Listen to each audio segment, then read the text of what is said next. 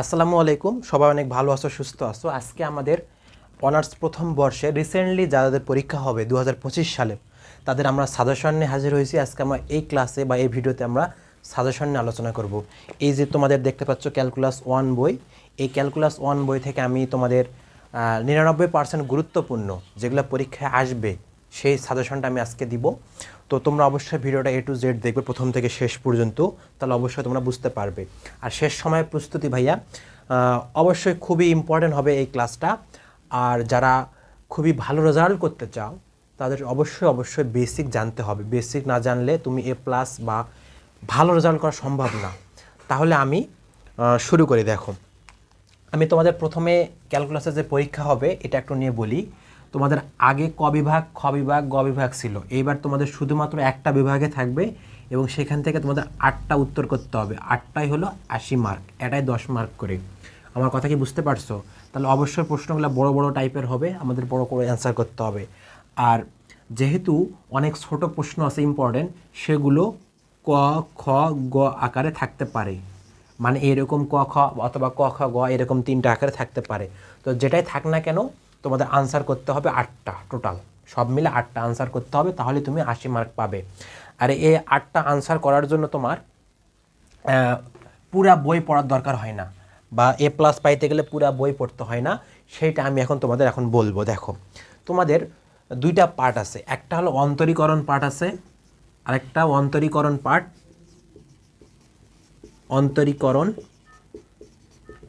আরেকটা হলো যোগজীকরণ।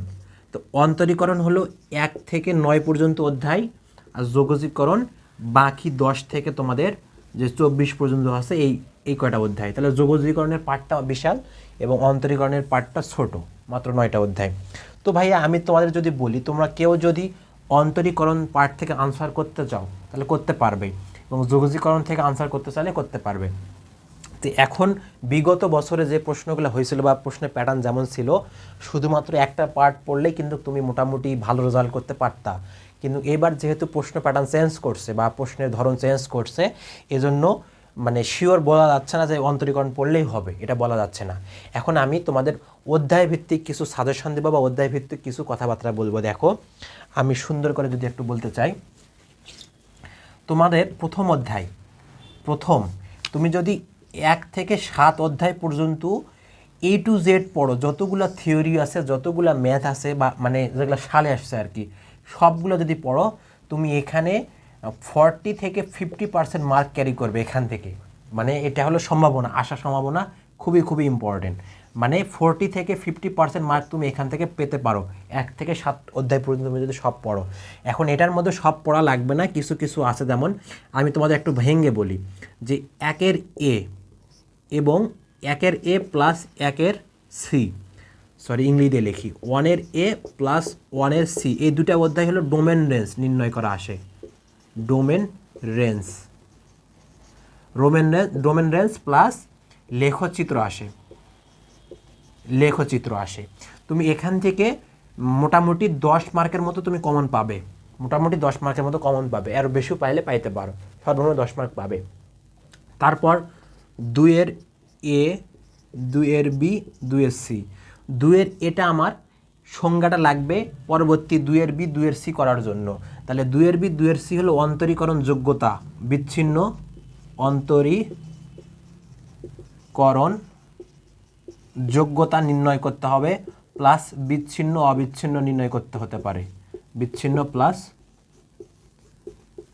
অবিচ্ছিন্ন। বুঝতে পারছো আমার কথা? 2-এর A, 2-এর B, 2-এর C। R 3-এর A R 3-এর B আছে সম্ভবত অন্তরীকরণ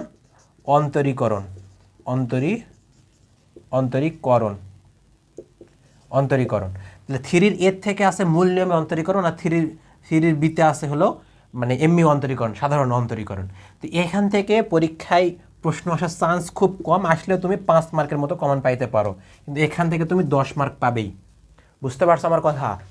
তারপর দেখো, এটা গেল। তারপর তোমাদের আছে হলো, আমি একটু ক্লিন করে দিচ্ছি, তাহলে অবশ্যই তোমরা এগুলো উঠায় নাও। তারপর দেখো তোমাদের ওই যে লিবনিসের উপপাদ্য 4-এর বি থেকে লিবনিস লিবনিজ থেকে তুমি উপপাদ্য প্লাস ম্যাথ তুমি 100% 10 মার্ক কমন পাবেই। এখন এর বেশিও পাইতে পারো, অনেক সময় হতে পারে যে উপপাদ্যটা 10 মার্ক দিয়ে রাখছে প্লাস ম্যাথও তোমাকে 10 মার্কে দিতে পারে দুইটা, অথবা উপপাদ্যের সাথে একটা ম্যাথ দিছে এমনি ম্যাথও দুইটা দিয়ে রাখছে, যে কোনো কিছু করতে পারে, সর্বনিম্ন তুমি 10 মার্ক এখান থেকে পাবে। তাহলে কত হলো তোমার? মোটামুটি 30-35 মার্কের মতো তুমি পাচ্ছ এখান থেকে লিবনিজের উপপাদ্য। তারপর 5 এবং 6-এর দুইটা অধ্যায় আছে, 5-এর অধ্যায় ছোট, এখান থেকে তুমি শুধুমাত্র রোলের উপপাদ্য পড়লেই হচ্ছে। রোলের উপপাদ্য, আমার কথা কি বুঝতে পারছো? রোলের উপপাদ্য পড়লেই হবে। কোথা থেকে? 5-এর মানে 5 অধ্যায় থেকে। তারপর এর নিচে কি আছে আমাদের? এর নিচে আছে 6 অধ্যায়। 6 অধ্যায় অবশেষ সহ টেইলরের উপপাদ্য আছে। 6 অধ্যায় টেইলরের উপপাদ্য অবশেষ সহ, ঠিক আছে? তো এখান থেকে ম্যাথও আছে, চাইলে তোমরা ম্যাথ করতে পারো, কিন্তু গড়মান উপপাদ্যটা লাগবে না, গড়মান উপপাদ্য লাগবে না। ওর চাইলে তোমরা ম্যাথ করতে পারো, কিন্তু টেইলর উপপাদ্যটা অবশেষ সহ যেটা আছে সেটা তোমাকে এখান থেকে করতে হবে। তাহলে তুমি এই দুইটা উপপাদ্য থেকে তুমি এখানে 10 মার্ক পাচ্ছ, দুটো উপপাদ্য থেকে তুমি এখানে 10 মার্ক পাবে। ম্যাথ বলো আর উপপাদ্য বলো, দুটা গড়ে তুমি এখান থেকে 10 মার্ক পাবে, ঠিক আছে? তাহলে আমাদের কিন্তু 6 অধ্যায় পর্যন্ত টোটাল কয়টা হয়েছে? 1-এর এ আর 1-এর সি মিলে 10 মার্ক, 2-এর এ 2-এর বি 2-এর সি মিলে 10 মার্ক 20 মার্ক, আর ওখানে 3-এর এ 3-এর বি মিলে আমি 5 মার্ক ধরছি, তাহলে 25। এখান থেকে লিবনিজ থেকে 10 35, আর এখান থেকে 10, তাহলে কত হলো? 35 আর 10-এ 45 মার্ক এখান থেকে কনফার্ম। আর 7 নাম্বার যেটা আছে দুনিয়া উল্টে গেলেও ভাইয়া এখান থেকে তুমি 10 মার্ক পাবেই। লঘিষ্ঠ প্লাস গরিষ্ঠ মান নির্ণয় করা, তাহলে এখান থেকে তুমি 10 মার্ক কমন পাবেই 100%। তাহলে তোমার এখান থেকে 35 আর 10-এ 45 মার্ক, 45 মার্ক তোমার কনফার্ম হচ্ছে, 45 মার্ক, বুঝতে পারছো? আবার হিসাব বলি যে 1-এর এ প্লাস 1-এর সি 10 মার্ক, তারপর 2-এর এ প্লাস 2-এর বি প্লাস 2-এর সি 10 মার্ক, তারপর এদিকে 3-এর এ প্লাস 3-এর বি মিলে তুমি 5 মার্ক, এদিকে 4-এর বি থেকে 10 মার্ক, আর এদিকে 5.6 থেকে তুমি 10 মার্ক, আর 7 থেকে তুমি 10 মার্ক, তাহলে 10 10 20 30 30 40 50 ও 55 মার্ক হয়েছে আমার। 55 মার্ক আমি এখান থেকে কনফার্ম, 55 মার্ক আমি কনফার্ম দিচ্ছি যে তোমরা এই 7টা অধ্যায় পড়লে 55 মার্কের মতো 50 থেকে 55 মার্ক তোমরা কমন পাচ্ছই বা পাবে। তাহলে অবশ্যই 7টা অধ্যায় A to Z তোমাকে জানতে হবে, ছোটোখাটো যত কিছু আছে সব কিছু জানতে হবে, বেসিক থেকে তোমরা এই 7টা অধ্যায় পড়বে। তারপর আরও গুরুত্বপূর্ণ, এই 7টা অধ্যায় শেষ হলে, এই 7টা অধ্যায় যাদের শেষ হয়েছে তারা কোথায় যাবে? তারা যাবে আমাদের খুবই গুরুত্বপূর্ণ অধ্যায় যেখান থেকে প্রশ্ন হবেই, সেটা হলো 15 অধ্যায় লঘুকরণ। আচ্ছা 15 অধ্যায় দেখো লঘুকরণ, এখান থেকে তুমি 10ও পাইতে পারো 5ও পাইতে পারো, এটা কনফার্ম বলা যাচ্ছে না, তবে আসতে পারে বা আসবে, এরকম প্রতি বছরে আসছে। তারপর 15 অধ্যায়, তারপর হলো তোমাদের 19 অধ্যায়, এখান থেকে তুমি বিটা গামা ফাংশন যেটা আছে, গামা ফাংশন অধ্যায়টা, এখান থেকে তুমি 10 মার্ক কমন পাবে। তাহলে ভাইয়া আমার টোটাল কত হলো? এখান থেকে 10 আর 15 যদি বলি, তাহলে 15 থেকে আমার আসতেছে 5, আর 19 থেকে আমার আসতেছে 10, তাহলে আমার আসতেছে কত? টোটাল 60-70 মার্ক এদিকে হয়ে যাচ্ছে, কনফার্ম 70 মার্ক তুমি পাচ্ছ, মানে এগুলো তোমার কমন আসবে। এখন যাদের 1 থেকে 7 অধ্যায় এবং এই 2টা অধ্যায় যারা করবে, করার পর সময় যদি পাও বা সময় যদি কেউ পায়, তাহলে অবশ্যই তারা কোথায় দেখবে? তারা অবশ্যই 16 অধ্যায় দেখবে, 16-র এ প্লাস 16-র বি। তারপর তারা দেখবে কোনটা? তারা দেখবে হলো 21-এর এ বি প্লাস সি, মানে জয়টা আছে অধ্যায় আর কি, তো এটা দেখবে, বুঝতে পারছো? তাহলে 16 দেখবে, 21-এর এ বি সি দেখবে, আর কোনটা দেখবে? 8 নাম্বারটা দেখবে। 8 নাম্বারটা কোনটা? যে অনির্ণয় আকার, এখান থেকেও প্রশ্ন আসতে পারে, গতবারে আসছিল 24 সালে মনে হয় থিওরামটা আসছিল, বুঝতে পারছো আমার কথা? যাই হোক, 8 নাম্বার অনির্ণয় আকার, এই কটা দেখার পর, এই কটা দেখার পর যদি আরও কারো হাতে সময় থাকে, তারা তখন কোনটা দেখবে? ওই যে 12 দেখবে, 17 দেখবে, এই কটা দেখলেই হয়ে যাবে, এনাফ, আর কিছু লাগবে না। 12 আর 17 এগুলা পড়লে তুমি তোমার মোটামুটি 100 মার্কের মতো কমন পাবা, 100 মার্ক পার কমন পাবা তুমি এই কটা অধ্যায় পড়লে। তাহলে অবশ্যই তুমি এই যে এখানে যে অধ্যায়গুলো লেখা আছে 15-19 লেখা আছে এবং এক্সট্রা এই কটা অধ্যায় পড়লে তোমার কিন্তু হিসাব ক্লিয়ার, বা তুমি এখান থেকে কমন পাচ্ছ। তো এখন কথা হলো ভাইয়া, এই অধ্যায়গুলো তো পড়বো ঠিক আছে, কিন্তু এখন আমার সময় নাই হাতে, বা আর মাত্র 4-5টা দিন সময় আছে পরীক্ষার। এখন আমি কি করব দেখো, আমি তোমাদের বলে দিচ্ছি। দেখো একটু সুন্দর করে বলি, এই যে প্রথমে যে ডোমেন রেঞ্জ নির্ণয় করা আছে, এখান থেকে কোনো কিছু কম্প্রোমাইজ করা যাবে না। এটা ডোমেন রেঞ্জ মোটামুটি তোমাকে জানতেই হবে বা শিখতে হবে। আর অন্তরীকরণ যোগ্যতা এবং ওই অন্তরীকরণ যোগ্যতা বিচ্ছিন্ন অবিচ্ছিন্ন, এখানে একটা ম্যাথ করলেই হবে। আর একটা ম্যাথ আমার এই যে আমার চ্যানেলে তোমরা ডোমেন রেঞ্জ নির্ণয় করা এবং অন্তরীকরণ যোগ্যতা নির্ণয় করা, লিবনিসের উপপাদ্য, তারপর রোলের উপপাদ্য, তারপর মোটামুটি রোলের উপপাদ্য পর্যন্ত আমার চ্যানেলে তোমরা ফুল ক্লাস পেয়ে যাবা। এবং লঘিষ্ঠ গরিষ্ঠ মান তুমি বের করার জন্য যে দরকার ক্লাসটা আমার দেওয়া আছে আমার চ্যানেলে। তাহলে তুমি এখান থেকে 10 মার্কের জন্য ক্লাস আমার দেওয়া আছে, এই 10 মার্কের জন্য ক্লাস দেওয়া আছে, এবং লিবনিসের 10 মার্কের জন্য ক্লাস দেওয়া আছে, এখানে 10 মার্কের জন্য ক্লাস দেওয়া আছে, এবং এই 10 মার্কের জন্য ক্লাস দেওয়া আছে। টোটাল 10, 20, 30, 40, 50, আর এখানে 5 মার্ক ধরলাম, 55 মার্কের ক্লাস আমার ইউটিউব চ্যানেলে তুমি পেয়ে যাবে। আর আমার যদি সময় হয় ভাইয়া, তাহলে অবশ্যই আমি আরও যে বিটা ফাংশন, আরও যে অধ্যায়গুলো আছে সেগুলো দেওয়ার চেষ্টা করব যদি সময় হয়। নাহলে তুমি 55 মার্কের ক্লাস তুমি আমার ইউটিউব চ্যানেলে পেয়ে যাচ্ছ, এবং সেগুলো বেসিক থেকে করানো আছে। তুমি যদি সেগুলাই করো তাহলে তুমি ইনশাল্লাহ অ্যান্সার করতে পারবা। বুঝতে পারছো আমার কথা? তো এখন এখান থেকে উপপাদ্যগুলো যদি তোমাকে আমি একটু গুরুত্বপূর্ণ উপপাদ্যগুলো তোমাকে বলি, সেটা হলো লিবনিসের উপপাদ্য, লিবনিসের উপপাদ্য, রোলের উপপাদ্য, তারপর অবশেষ সহ টেলরের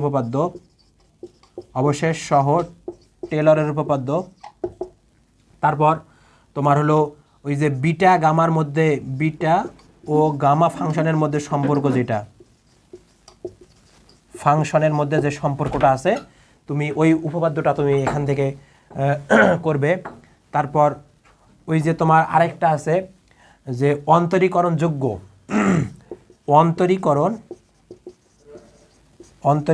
যোগ্য যদি যোগ্য হলে বিচ্ছিন্ন হতে হবে, এরকম একটা উপপাদ্য আছে। উপপাদ্য 1 কি 2, ওই 3 হলো 2 এর বি কি সিতে আছে। অন্তরীকরণ যোগ্য হলে অবশ্যই বিচ্ছিন্ন হতে হবে, আবার বিচ্ছিন্ন ফাংশন অন্তরীকরণ যোগ্য হতেও পারে, না হতে পারে। এই উপপাদ্যটা পড়বে। এই উপপাদ্যগুলো কিন্তু খুবই ইম্পর্টেন্ট, এগুলো পরীক্ষায় আসার মতো উপপাদ্য এবং আসবেই। এখান থেকে তুমি দেখবা যে 2-3টা উপপাদ্য কমন পেয়ে গেছো, বা 3টাও পেতে পারো। তারপর মনে করো আর কি উপপাদ্য আছে, আর উপপাদ্য আমার এখানে দেখি, একটু দাঁড়াও।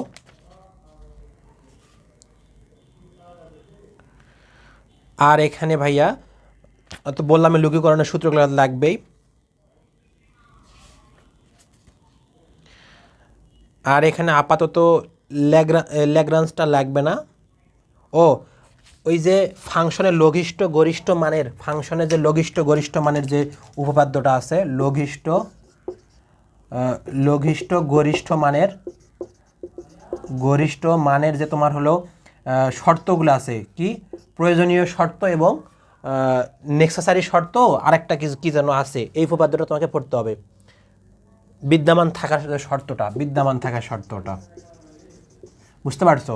এই উপপাদ্যগুলো কিন্তু তোমাদের জন্য খুবই ইম্পর্টেন্ট। এগুলো অবশ্যই তোমরা পড়ে পরীক্ষার হলে যাবে, না হলে কিন্তু তোমরা অনেক সমস্যার মধ্যে পড়ে যাবে, পরীক্ষার হলে লিখে আসতে পারবে না। তাহলে আমি যেই কয়টা অধ্যায় বললাম আবার বলি ভাইয়া, 1 এর এ আর 1 এর সি, এই 2টা অধ্যায় মিলে তুমি 10 মার্ক কমন পাবে, ডোমেন রেঞ্জ এবং লেখচিত্র অঙ্কন। তারপর 2 এর এ, 2 এর বি, 2 এর সি, এই 3টা অধ্যায় মিলে একটা অঙ্ক সলভ করলে তোমার কিন্তু সব ক্লিয়ার হয়ে যাবে। বিচ্ছিন্ন অবিচ্ছিন্ন নির্ণয় করতে হবে এবং অন্তরীকরণ যোগ্যতা নির্ণয় করতে হবে। আমার ইউটিউব চ্যানেলে এই ক্লাস পেয়ে যাবে তুমি। তারপর 3 এর এ, 3 এর বি, এই 3 এর এ, 3 এর বি মূল নিয়ে অন্তরীকরণ করার দরকার নাই, এটা থেকে আসে না, খুব একটা আসে না, যদি ভালো রেজাল্ট করতে তা করবে।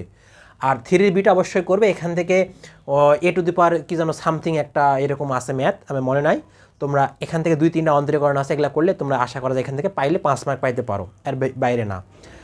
4-এর বি যেটা লিবনিজ উপপাদ্য আছে, লিবনিজের উপপাদ্যটা খুবই খুবই খুবই 99.99% ইম্পর্টেন্ট, এবং এর সাথে যে ম্যাথ আছে 2-3টা ম্যাথ আছে, এই ম্যাথগুলো অবশ্যই তোমরা করবে, এবং এখান থেকে তোমরা অবশ্যই 10 মার্ক কমন পাবে, সর্বনিম্ন 10 মার্ক, এর বেশি হলে হতে পারে, সেটা বলা যাচ্ছে না।